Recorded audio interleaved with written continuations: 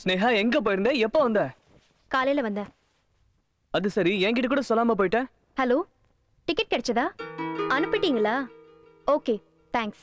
ஸ்னேகா என்னாச்சுன்னு கேக்குறேன்ல. இவ்வளவு அர்ஜென்ட்டா என்ன எதுக்கு போற சொன்ன? அம்மா, ஃப்ளைட் டிக்கெட் ஆபீஸ்ல இருந்து கொடுத்து அனுப்பியிருக்காங்க. இன்னைக்கு தேதி என்ன? மார்ச் 18. எந்த வருஷம்? எதுக்குமா? 2005. மார்ச் 18, 2005. சரி, நீ போ.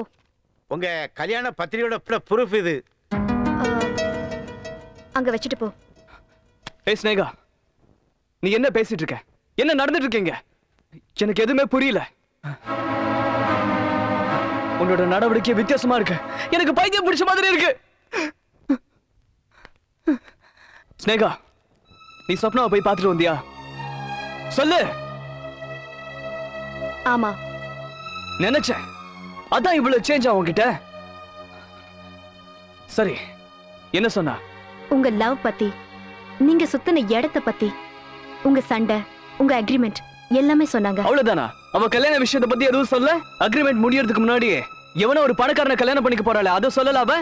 ராம், வாய் இருக்குதுன்னு வாய்க்கு வந்தபடி பேசாதீங்க. அடிக்கிற உரிமை இருந்தா நான் 4 அடி உங்களை அடிச்சிருப்பேன்.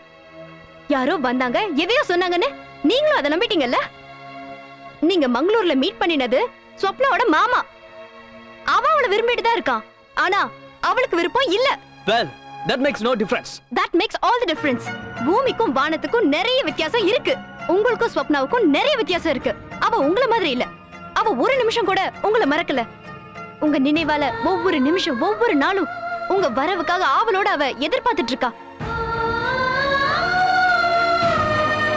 உங்க அக்ரிமெண்ட் எப்ப முடிய போகுது சொல்லுங்க?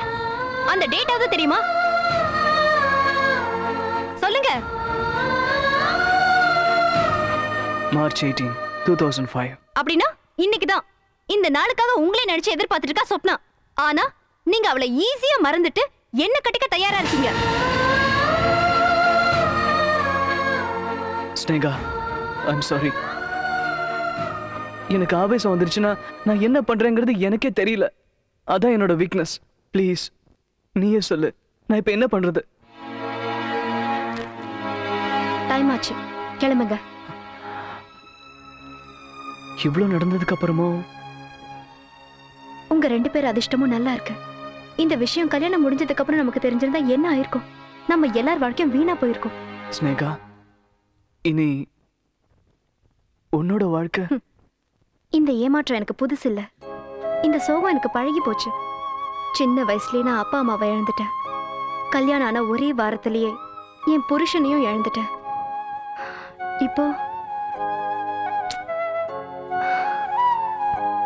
ஃப்ளைட்டுக்கு டைம் ஆச்சு, கிளம்புங்க.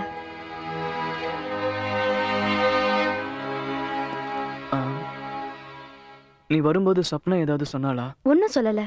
ஆனா ஒண்ணு கொடுத்தாங்க. அவங்க இங்க முத்தம் கொடுத்தாங்க, அது எனக்காக. அப்புறம் கையில முத்தம் கொடுத்தாங்க, அது உங்களுக்காக.